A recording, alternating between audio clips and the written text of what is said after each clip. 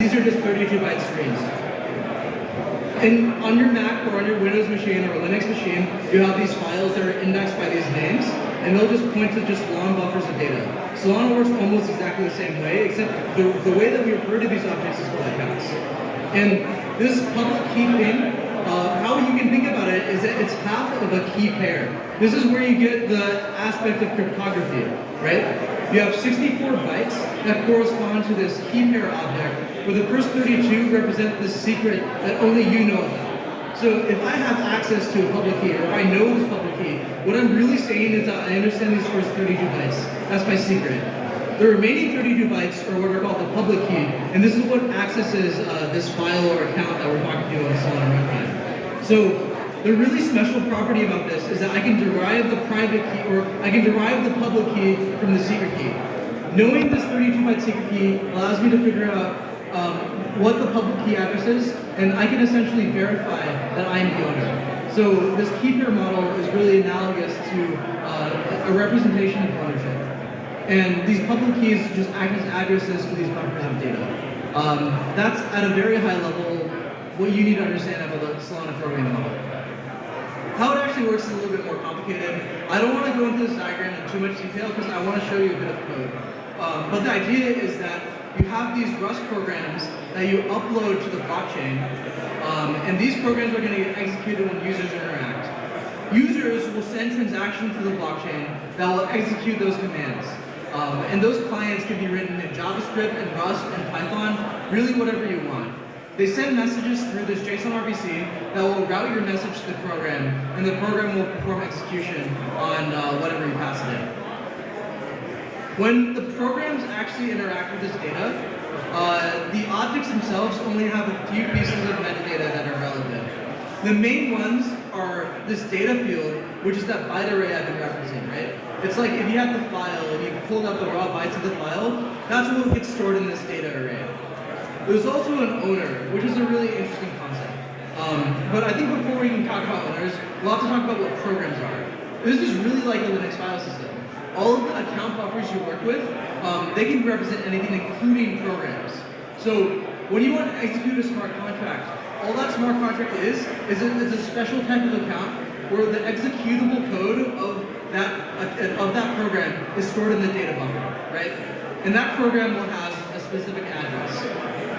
For accounts that are not programs, what they'll have is an owner that corresponds to the program that has unique write access to the data inside that buffer. So the concepts here are kind of fuzzy, and there's a lot of overloaded keywords, but you can think about it at a very high level. You have programs that are just BPF compiled bytecode that are uploaded to certain accounts. They have some addresses, right?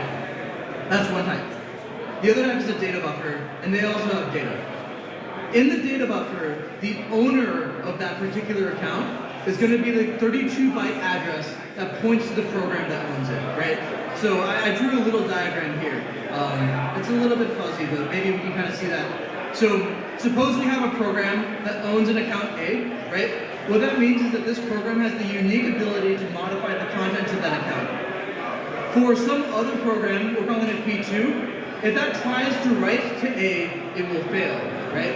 This is how you sort of allow permissioning in Solana's runtime. These accounts are allowed to be modified only by the owner. And that's a really, really important concept that I think is very hard to understand in open mode. Some other pieces of metadata. Lamp ports correspond to Sol. 1 billion lamp ports is 1 Sol. This is equivalent to like a Satoshi or like Wei, right? This is like the minimum unit for the Sol as like a token, right? The minimum unit is 1 lamp port, 1 billion lamp ports per 1 Sol. And the way that like all these accounts work is that accounts need Sol to stay alive. Sol is kind of the thing that powers the account. And the concept that we refer to as rent, right? So all of these accounts will have some certain amount of rent that needs to get paid, and in order to pay the rent, some lamp ports or some Sol needs to be transferred into this account to allow it to survive, right? So that's the idea behind rent and behind lamp ports. This is the basic overview of what every account needs.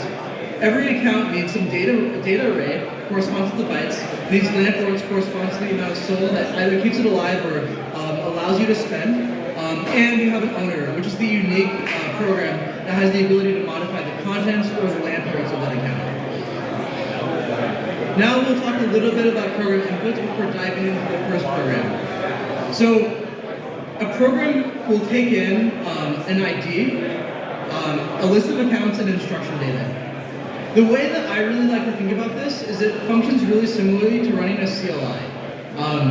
It just has really abstracted concepts, but functionally that's how you should think of how it works. The program ID kind of functions as like the command that you're operating, right? So it's like kind of the prefix, so like Docker, right? If you're running Docker, that would kind of be like, I'm running the Docker program.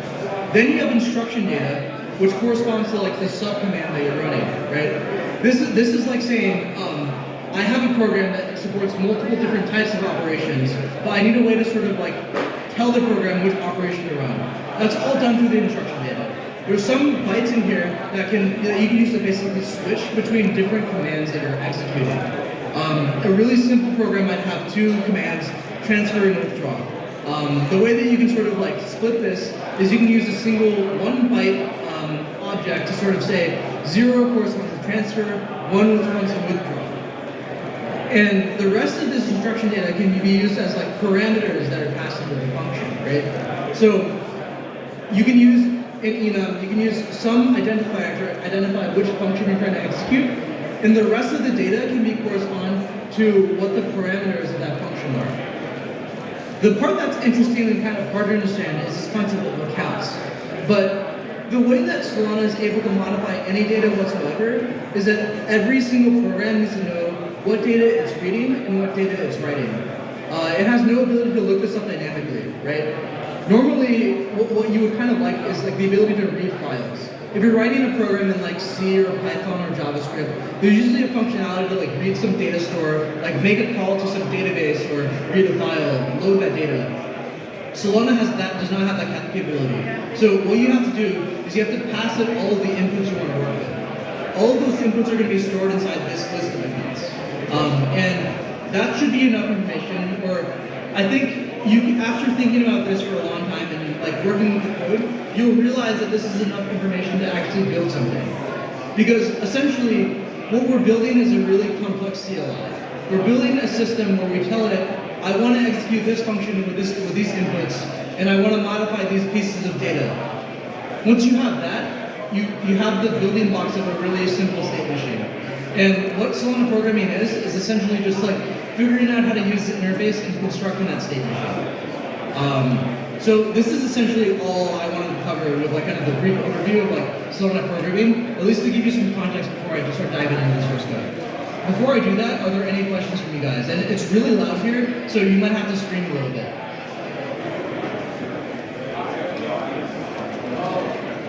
Okay, so I see no hands. I'm going to just get started with writing some code. In this lecture, I'll be writing a simple counter program.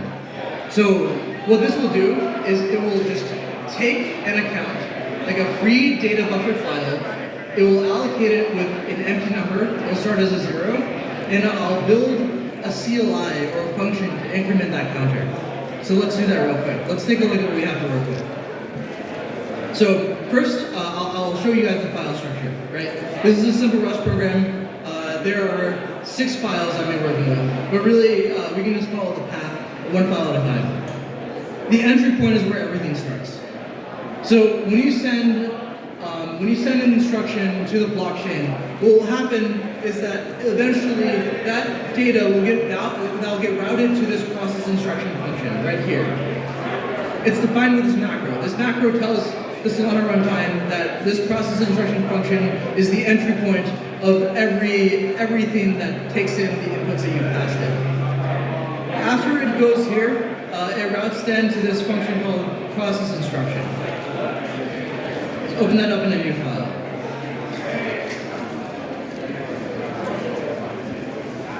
This thing will expose one instruction called increment, and that's what we'll be implementing. So normally what happens is that you'll have a file called instructions.rs, and this will tell you kind of the list of instructions that your program is going to support. In this case, there's only one instruction that I'm saying that I'll support, and that's the increment instruction. What this should do is really simple. I should take in some bytes that are currently set to 0, and I should increase the value of that. And right now I only support one instruction. In the future I can add more things, right? So if I wanted to add a decrement, I can do that too, right? I can just add a new enum here. But with every enum, I will have to implement the actual result, right? So in the processor, because now I have 2 instructions, I'll have to implement this here. So for decrement, for right now, it's unimplemented, so I'll just return an error. What's going on?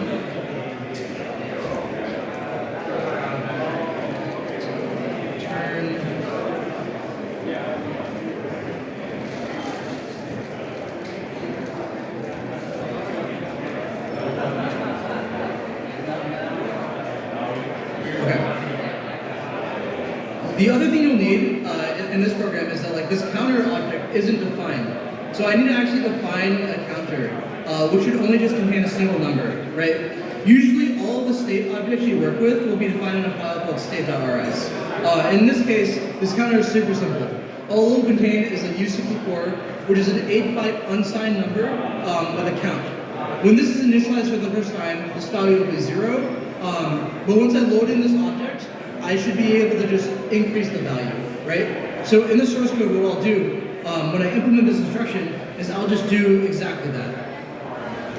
I've loaded in the account, right? So I'll just walk through the code. I have a program ID, that represents the program ID, the address of this program. I have the accounts, which is a list of all the objects I'm going to be working with. This is all the data buffers I'll have access to. In the case of this program, the only data buffer that matters is going to be that that counter account, right? Is that this 8-byte object. That's the only thing I'll be modifying. And then instruction data, as mentioned before, this is what's used to sort of switch between the different functions that you can operate on. I load this instruction into, from this instruction data, right? So this is going to be some free list of bytes. Supposedly here it'll just be a 0, for example, right? 0 will map to the increment instruction. So I load this into this instruction object. I find that it's equal to increment, and then I execute the code against it. I need to load in the account, and I will copy the data and the content of the account info into this counter object. Then I'll take this counter, and then I'll increment the value. Lastly, I'll need to write back all of the data inside this counter object back into the buffer where it came from.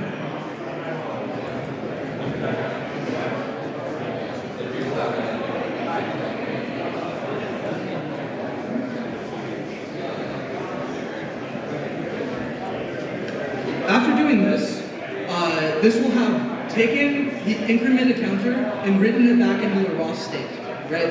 And so by the time this finishes execution, what we should see is that we should see the on-chain state being modified after this occurs, right? So I'm going to save this and try compiling it.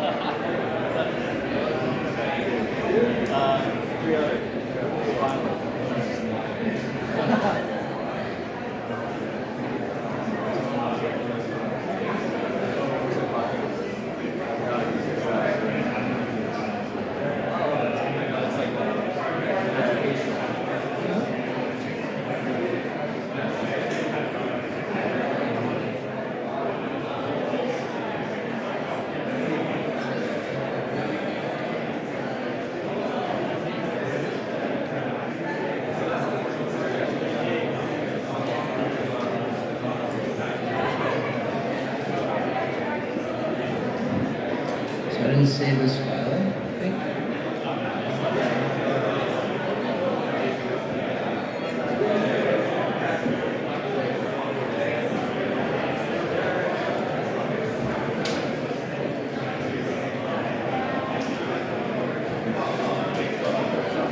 Okay, great. So that worked fine.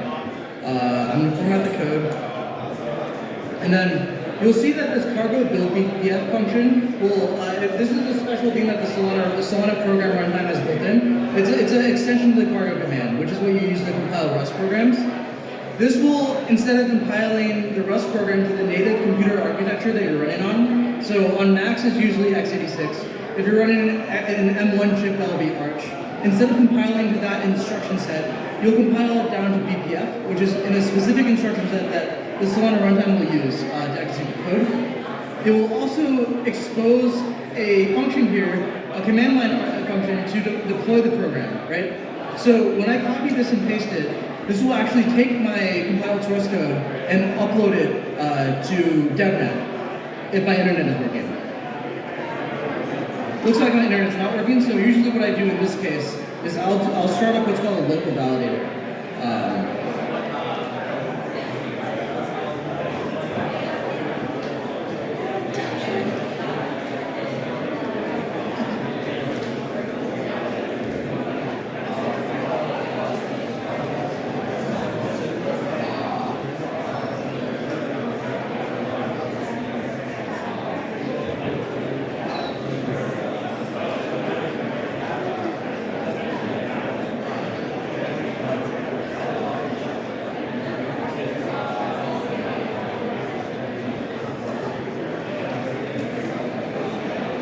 So now I have log streaming and a validator running, right? That's what the top right-hand corner is.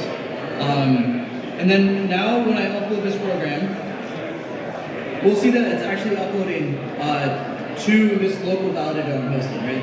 The logs you see on the bottom right-hand corner, those are the transactions I'm sending from the left side of the screen.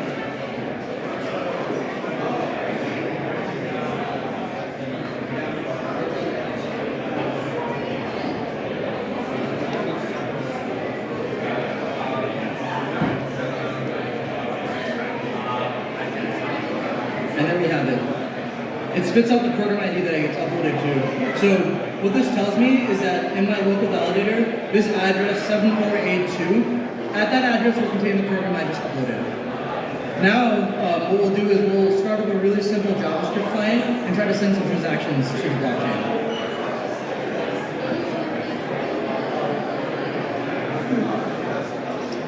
So let's take a look at this. So right now, it takes in argument 0, which is the program ID, and it takes in the counter buffer as well. So this program will first, based on the arguments, possibly create a new counter address, and then it will create a new instruction that will increment this, right? This is a little bit complicated. If you're interested in a more in-depth view of like how this works, I have a lecture series online. There's bootcamp videos on YouTube that you can search up.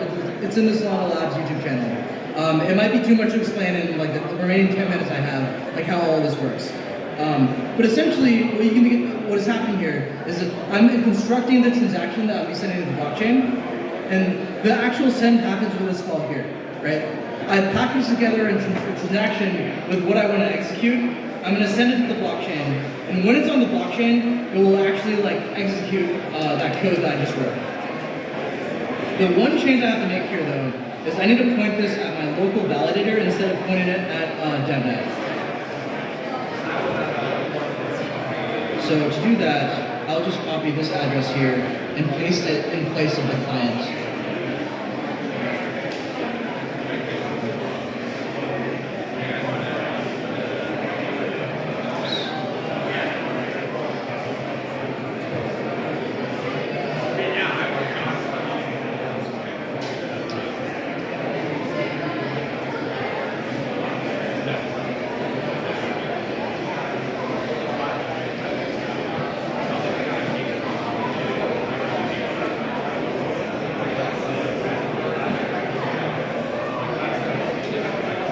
Now what I'll do is I'll execute this against the code.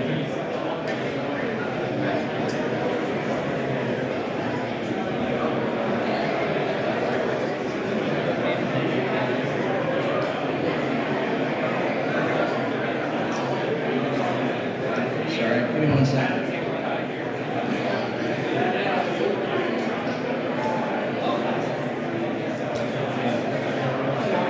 Right? So what we see here is that I was able to hit this counter contract, and it generated a key here at this address, and that count is now 1. It would have started at 0. To prove to you that this works, I'm going to do the same thing again. I'm going to hit the same contract, except this time I'll use the same counter as I did last time.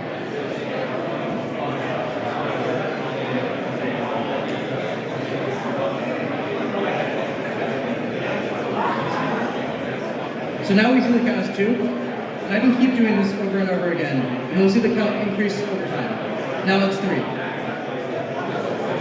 And what's cool is that if I want to change this, I can go into the processor and actually add in a new instruction to decrement that value, right? So we know this counter, the current count is 3.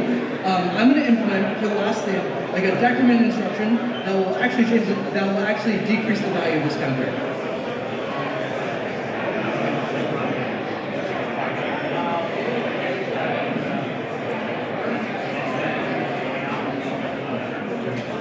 So it will look very much the same as the previous one. So I can basically just copy all of this code down.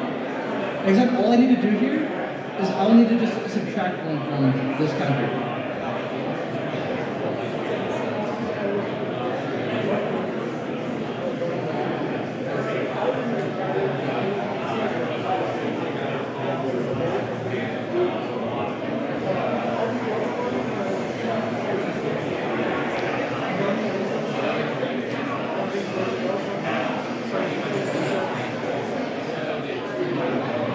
Again, we can see on the right half of the screen that all these transactions are streaming in, and this program is getting updated. And what I'm going to do when this is over is I'm going to modify the instruction to point at the decrement instruction, and we'll see that that value of the counter is going to decrease.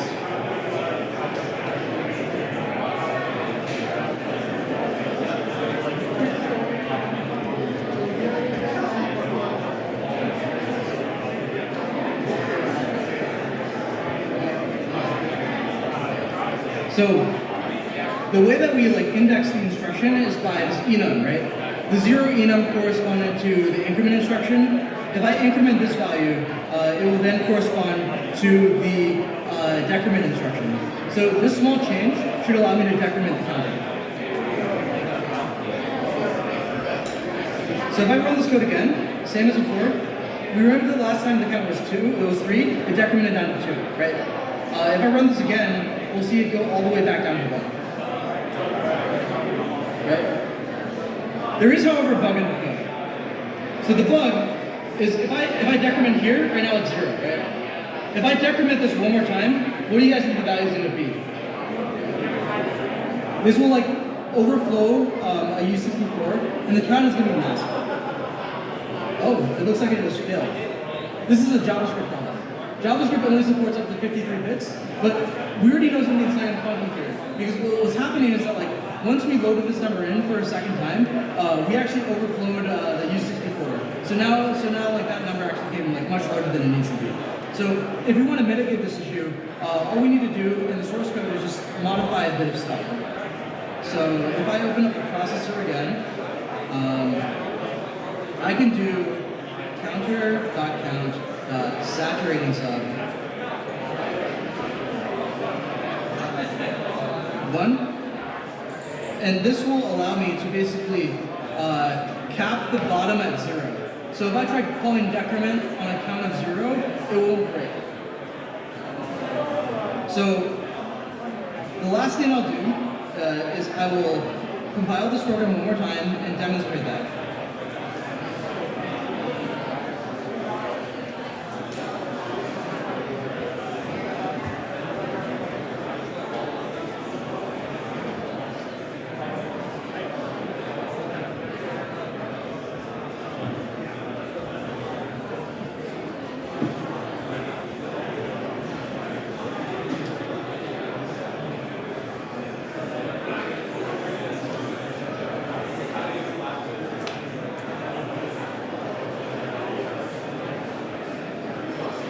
Run this code again, a fresh key, and we see the count here is 0.